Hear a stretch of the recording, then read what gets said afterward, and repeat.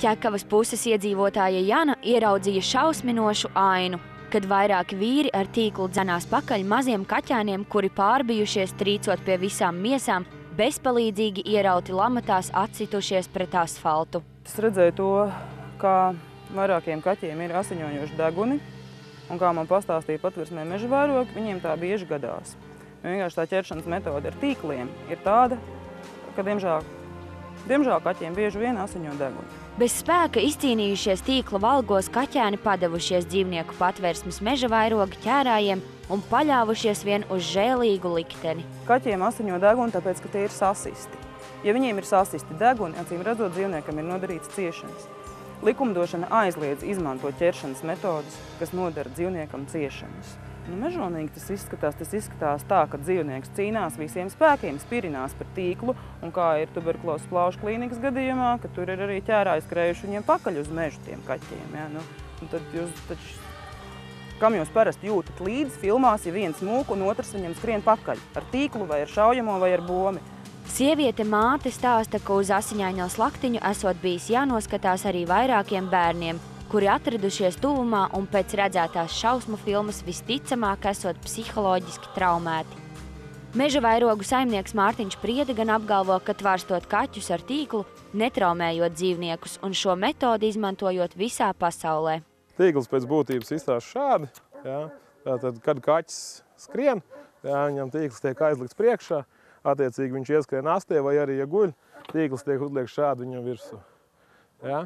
Tālākais ir pieejas klāta kāja, tiek piespiesta truba, izņemts ārā kāds. Jā, kaķis ir iekšā, viņš tiek ar abām rokām paņemts, uzlikts virs kastes un ielikts kastē.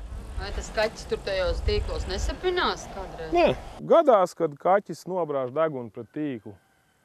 Jā, tas nav bieži, bet šeit gadās, protams. Tas process aizņem ļoti īsu brīdi un mocīšanās absolūti nekāda nav.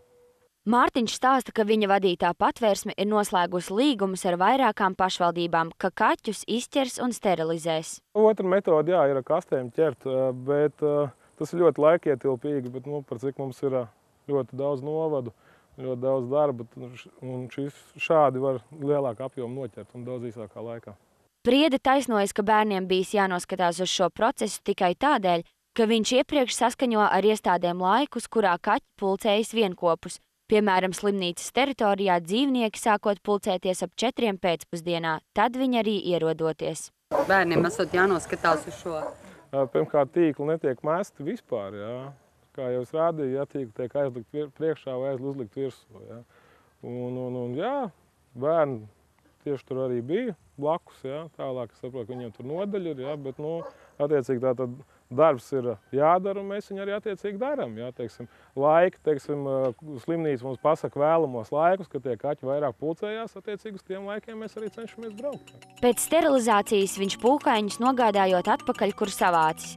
Janai gan esot cita informācija, ka Mārtiņš Priede kaķus izmetot, kur pagadās. Visbiežāk klaņojošos dzīvniekus viņš atstājot Ķekavā, kaut gan tie esot jānogādā viņu dzīves vietā, piemēram, Salaspilī. Kas notiks ar to vietu, uz kuru šie kaķi tiek aizvesti? Ja? Piemēram, es saprotu, ka par šādu vietu meža vairogi ir izvēlējušies Ķekavas novadu. Ja?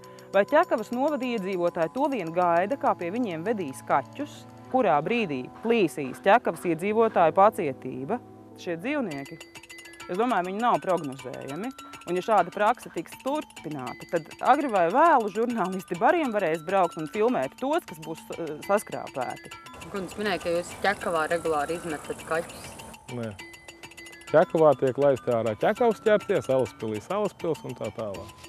Par konfliktu starp meža vairogiem un Ķekavas iedzīvotājiem ir informēta arī Dzīvnieku aizsardzības biedrības prezidente.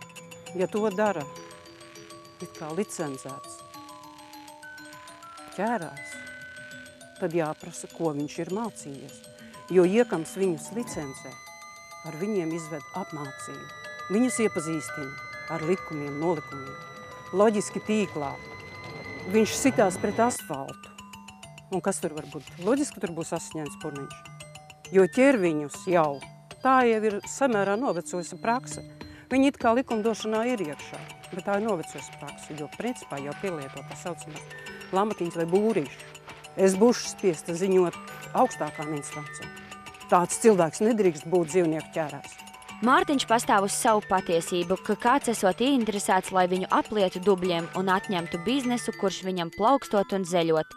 Savukārt, apskatot meža vairogu saimniecību, kura piedāvā arī mājas zooloģiskā dārza apskati turistiem, skaidrs ir viens, ka biznesmeņiem krietni jāpiestrādā, lai ieviestu Patversmes teritorijā kārtību.